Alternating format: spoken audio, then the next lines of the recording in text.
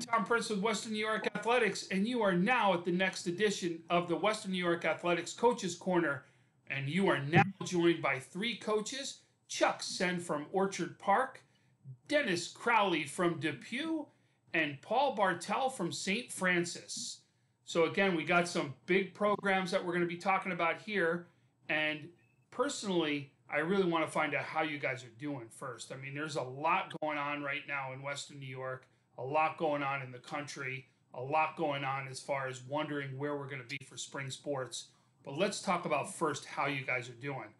Coach Senn, how are things going? Oh, I don't know. It feels like you're, out in the field stuck in the mud. It's just the same thing, or Groundhog's Day. It's the same thing over and over again. You get up, you take care of the little ones and breakfast, then you start doing some homeschooling. And, being a teacher, we have to take care of the educational piece. I'm very thankful. I have a very understanding and, I'm blessed with my wife to help me with all of that. I could not imagine, not having someone of her abilities to help, homeschool two young kids at 8 and 10 years old. I look up to them all the time with that. Yeah, no doubt about it. Coach Crawley, how are you doing? Well, I'm doing good. My household's a little different than others. Everybody in my house is considered, in quotations, essential. So we're all working every day, which is good and scary at the same time, if you ask me. My daughter works at Wegmans, which always kind of concerns me, but at least she's working and we're all working. So, and the only person that's chomping at the bit more about me getting on a diamond is my wife, though. She can't wait for me to get out of the house. And Coach Bartell, how about yourself? Yeah, I kind of concur with Dennis. My wife's calling this the unpleasant surprise. That I'm home every day now. But yeah, I'm kind of in the same boat as Chuck. Most people know that I work over at St. Francis High School, so we're essentially shut down at least through April 20th. Sounds like it might be a little bit longer, but I still have to do some work remotely from home. I don't teach, but I'm on the administrative side over there, so I still have quite a bit to do with the school. So I'm certainly keeping busy so far. I don't know how much longer that's going to continue, though. I mean, it's unique, right? To say the least. It's a unique situation for most people. Nobody's been through it. I was kidding with one of my assistant coaches, Gary Kaiser, who's the oldest guy on our staff, that if Coach Kaiser hasn't been through it yet, it must be something different. So, yeah, it's a unique situation, but we'll get through it. Yeah, no doubt, and that's exactly where we hope that all of us get through it, and hopefully it's, as we talked about before this even started, quicker than later is what we're all looking for at this point. But my first questions I'm going to get into for all of you is, when this all started, we were all focusing on the spring trips. Everybody was getting ready to make wherever their spring trip is, whatever they were doing to get prepared for the season, because we use this in Western New York as a way to get games in and a way to get our kids ready for when they come back and start the season, because the weather is better in different places, especially throughout the South. So my first question is, how important do you think the spring trip is for your team? So Coach Crawley, start with yourself. Well, I think it's huge, number one, because, getting started early. For example, we didn't go away last year for whatever reasons, and I thought we were behind the eight ball when we came back from spring break. And the year before, we did go away, and we started off gangbusters. This year, we were planning on going away, but obviously everything that happened, you weren't going anywhere. I feel you have to go away. Even though I have turf and everything else, you still can't play when snow's on top of it. So you have to go away to get ahead of the game and get your arms going. You got to have, you pitch 3-4 guys a game down there, builds up the arm strength quick enough. And that's the most important thing in high school. It's so condensed. You got to have a ton of pitching. So to me, it's huge. You got to go down. And Coach Bartell, how about yourself? Yeah, I mean, I think I agree with Dennis. I did it as a player at St. Francis High School. It's something I brought back into the equation once I took over as head coach about 20 years ago. We've been going down to the Tampa area for about 15 years now.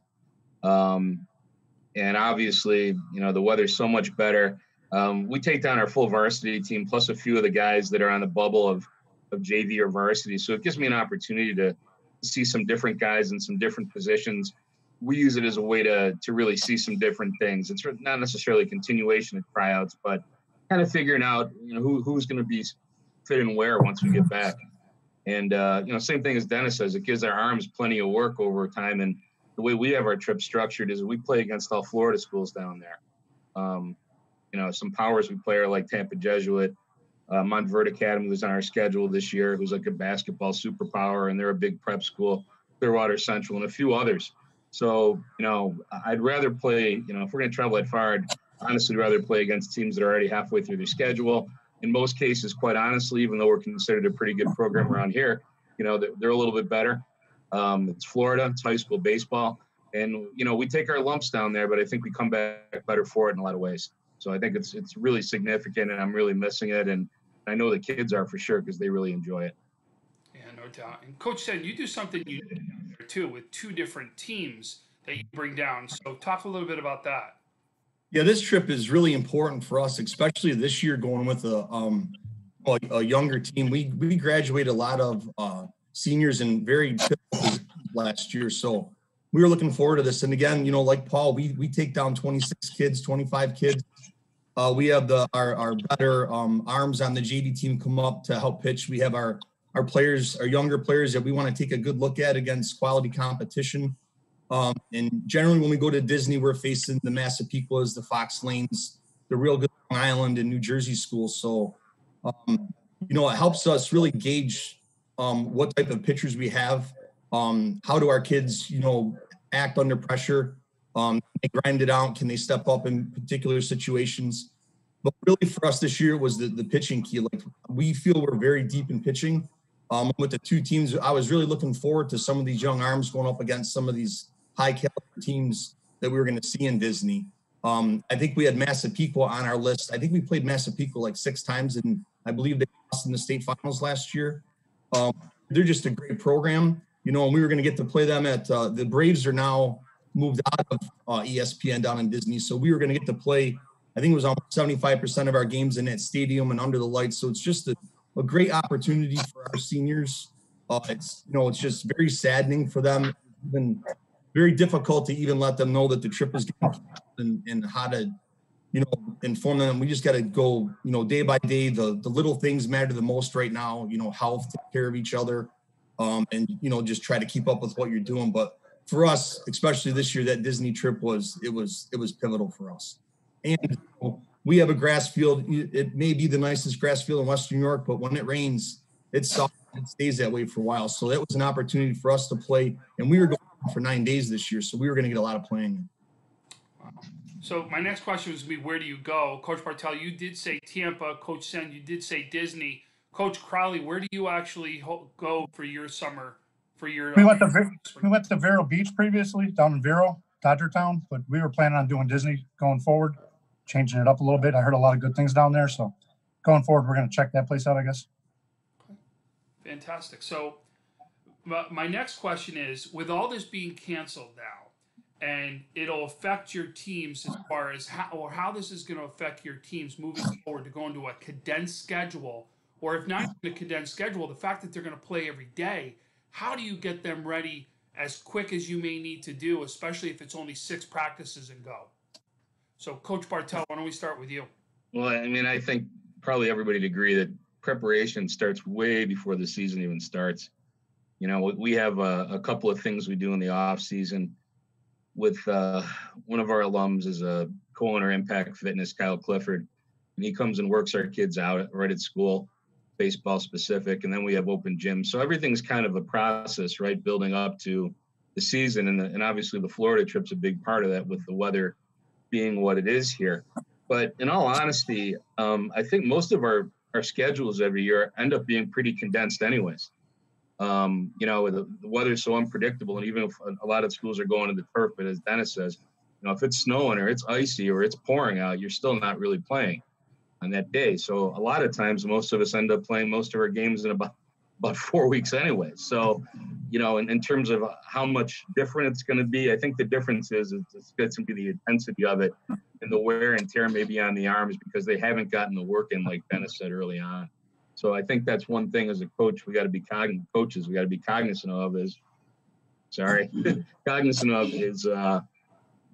what our pitchers are doing. Because if they haven't had the work like they normally do, and it's all going to happen in a month, I'm going to be real careful, at least with my guys. So I think, I don't know if it's really that much different because we end up playing, I think you guys would probably agree, every day almost anyways towards the end of the year. So it's definitely it's compacted, and we're going to, last thing I'd say is I think all the leagues are going to probably try to focus on playing their league schedule as much as they possibly can, which is kind of a shame because I know with Chuck and I, we built up a good relationship, and Dennis and I have talked about getting a chance to get out on the field together. A lot of the guys in coaching high school baseball are real good about it. You're trying to play the best schedules you can against the best opponents you can, with the hopes that you're getting the best out of your players. And I think that's the element, if anything, that we're going to miss this year is maybe not being able to get as many of those games. Yeah, no doubt about it. Coach Senn, how about yourself?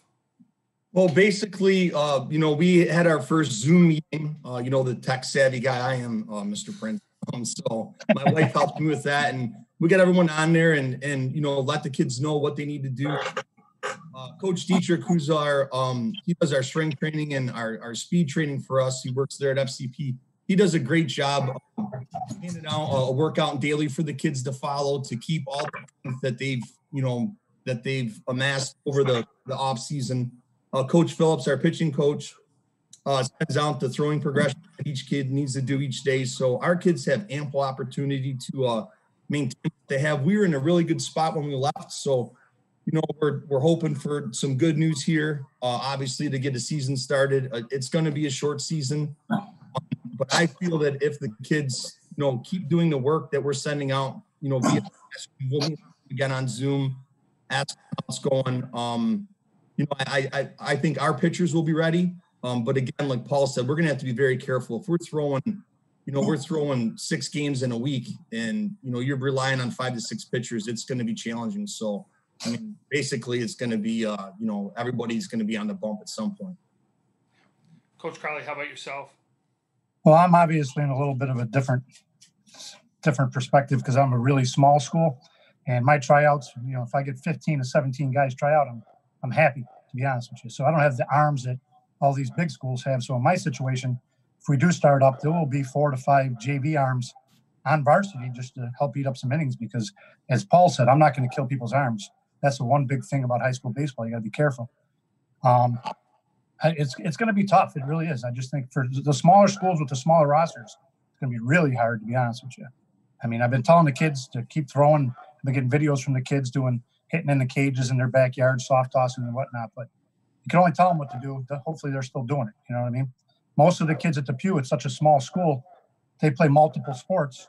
So at least guys who just got done with basketball and track are still in shape and they're still working out. So hopefully if we get going, I'll be able to have enough arms to go. And like I said, I'll have to bring up multiple JV kids just to be able to field the team out there with arms.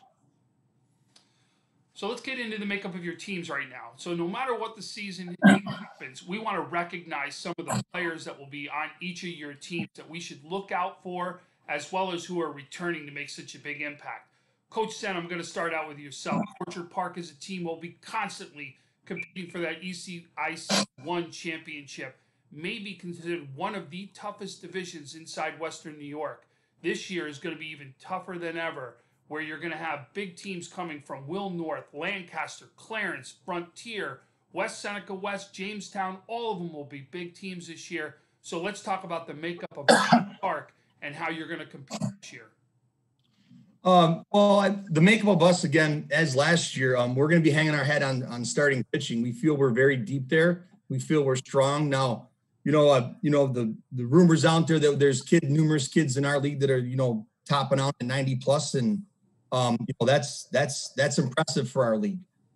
We don't have anybody that's going to be topping out at 90, but we have a plethora of kids who can have command of 3 pitches, hitting the mid-80s area. Griffin Dietrich's just going to be a boss on the mound for us this year.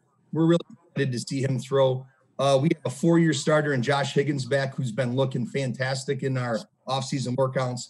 Kyle Chevsky, the oil can Boyd of our team.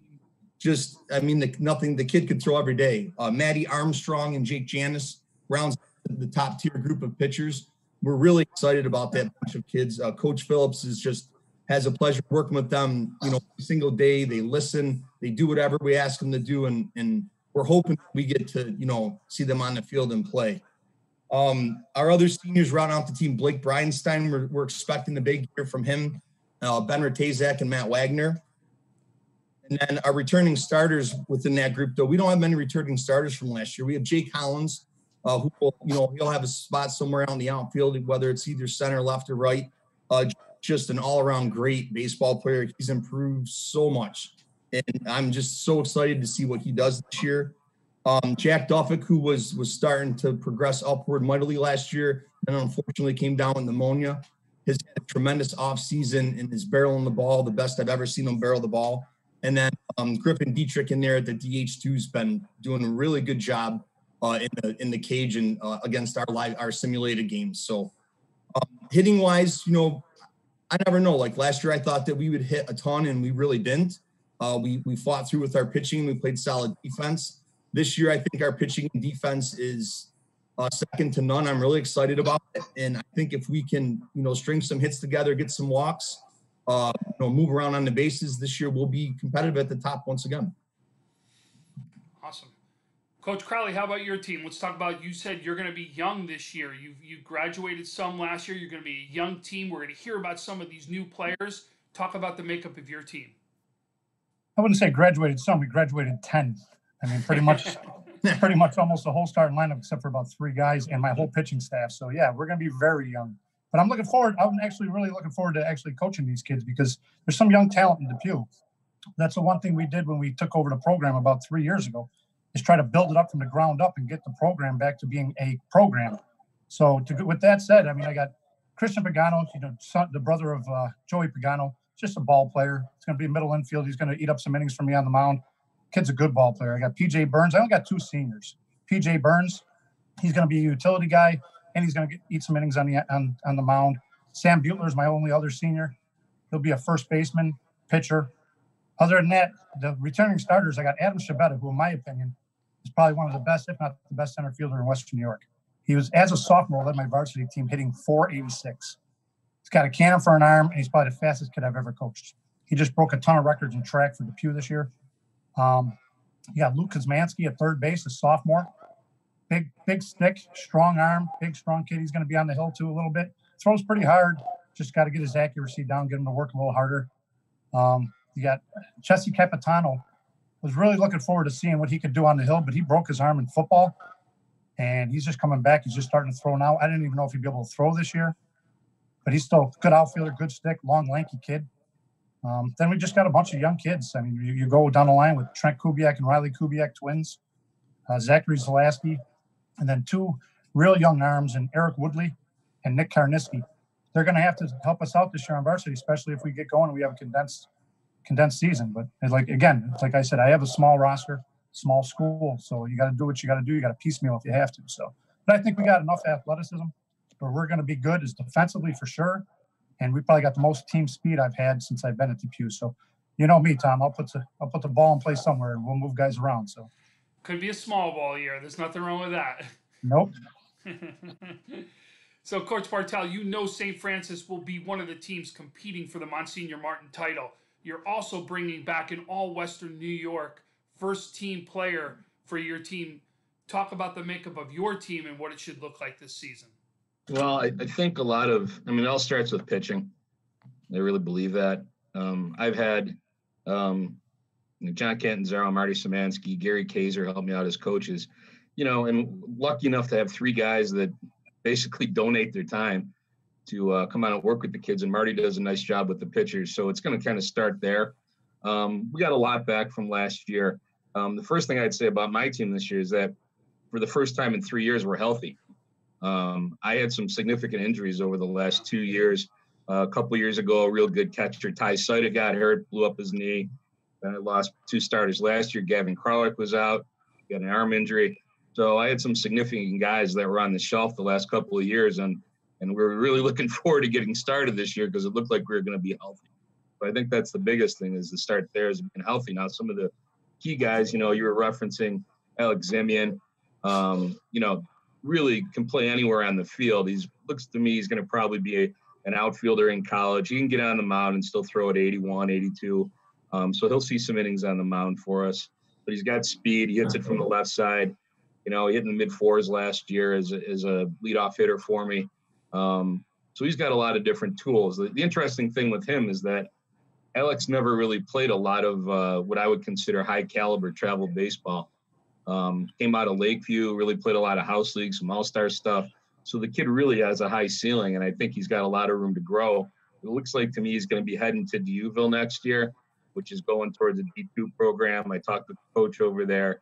Just a couple of I's to dot and T's to cross, but that's where he's headed. After him, I think the next guy really, our number one this year on the mound is going to be Mike Heilig. And Mike's going to John Fisher next year. We had him in the gym. He was touching 87 in the gym this year. So he's got some juice, and he's going to be our main go-to guy this year. When he's not doing that, he'll be playing third. And the guy that's really been for us, there for us for the last 3 years behind the dish, who real quick release, stops everything back there, is David Belcito. And he's going off next year to Brockport, I believe, to play some ball. So we got 3 guys going to college, a couple other guys that are coming back. Jake Skora will be out in center field for us. Does a nice job defensively. Because he can chip something in offensively, it's a bonus. Walt Rybczynski ate up some good innings for us on the mound last year. Those guys are all seniors. And then some of my guys coming up this year, there are some spots to fill, but our JV team last year was really strong. So I think that's going to help us out. Some guys I'll list from the junior class: Peyton Consigli. He's getting quite a few looks right now. Big, tall, strong, athletic kid, real good hoop player. You probably know him from basketball. He'll be swinging it. His dad went to school at St. Francis, dual citizenship. He comes down every day from Canada to go to school. Real committed, dedicated athlete. He's going to help us on the mound in the outfield. And then a few kids that are going to be probably making some moves to get more for us this year is Ryan Walsh. He'll probably be seeing the middle infield. He plays for West Seneca Travel in the offseason. Aiden Albano is another guy that's probably going to help us out somewhere on the field. And then a couple guys I'm looking to help pitch a little bit is Evan Preisel and Sean Runkle, who is a transfer. He's a Hamburg kid, but he transferred in. He was at the Maritime Charter School for the last couple of years. He transferred in as a junior this year. And then we do have I'm really excited about a couple of the sophomores in particular, Gavin Ross-Witowski, Hunter Nowak, Brendan Reed, and Aaron Snyder. That was the group of kids that I was looking to kind of take down with me to Florida, see how they fit into the piece of the puzzle and if they can do it. I know I'm real high on Gavin and Hunter in the outfield for us moving forward, but we don't know. We'd have to see how our guys coming back, because essentially our starting outfield's back from last year. Our questions are really in the infield this year in the middle. Both those guys are gone, so we're going to see. It looks like to me right now it's going to probably be Ryan Walsh and maybe Hunter Nowak in the middle for us. But who knows? I guess we'll find out when we get there. Well, and hopefully we're going to get a chance to see all these kids get a chance to go out to the field, do what they can do, play some sort of a season. And I agree with what everybody's saying. If we do, it probably will be conference play right away, and to be able to go from there and take off into the season.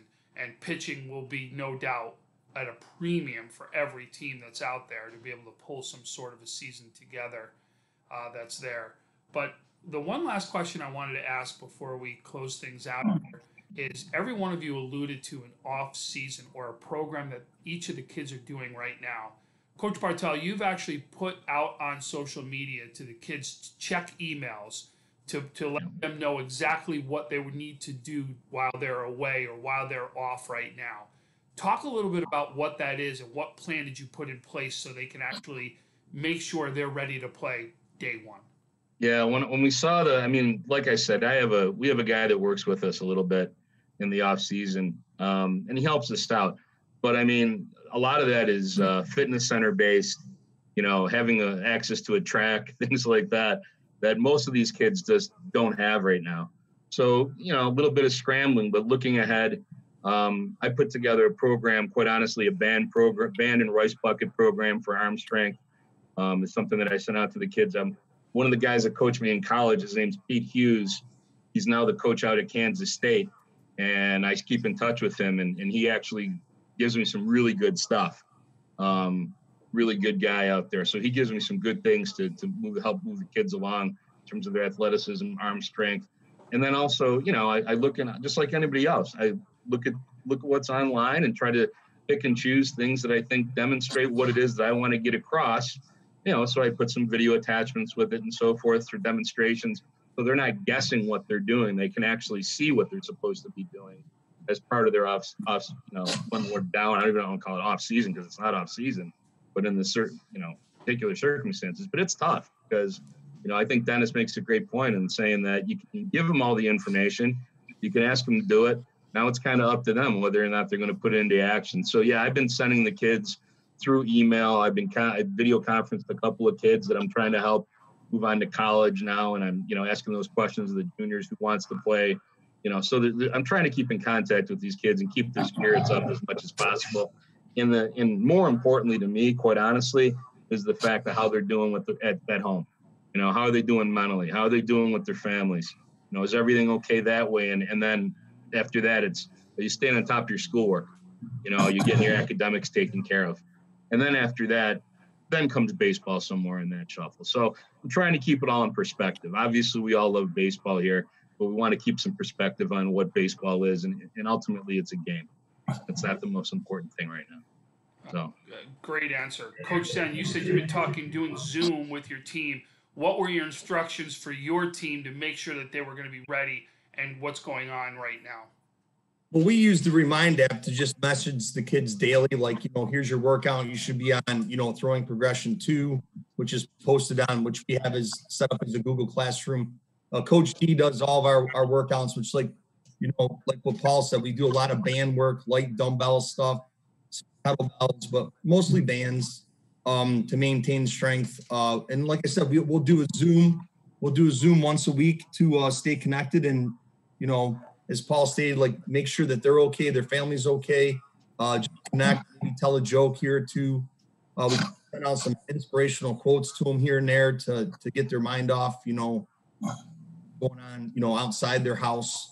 So basically, send videos. Like I sent a video of Freddie Freeman doing the T drill, which I'm sure everyone's seen on YouTube, and I'm just listen to him talk, listen to what he's, his approach on what he's doing and all that. We, we gave some quizzes, or not even quizzes. We just had each pitcher and each position player or wherever they wanted to fall into that. Like who has the best mechanics in the MLB and explain why. Who has the sweetest swing of all time, and the kids look it up.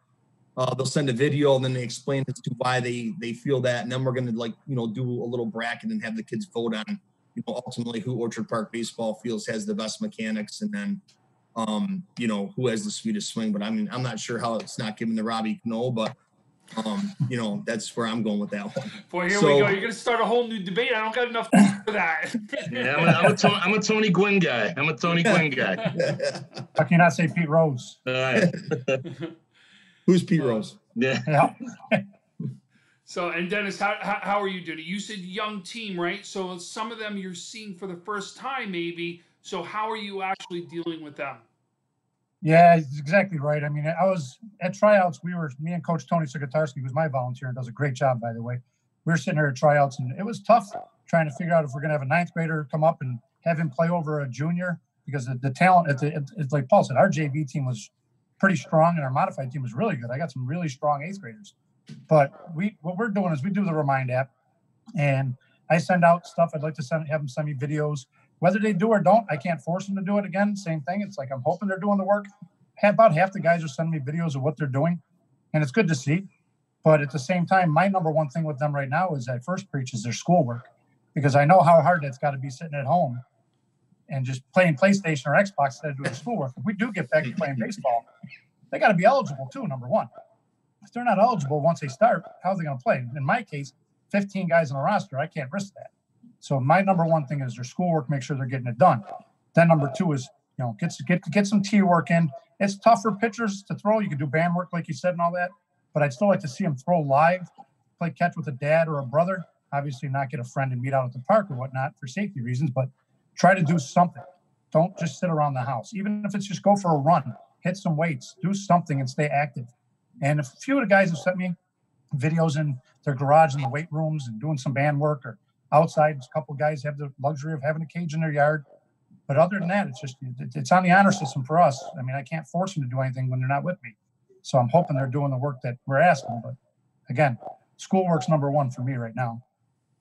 Totally understandable. So, well, that's all the questions I have. Coaches, thank you so much for joining me on the Western New York Athletic Coaches Corner.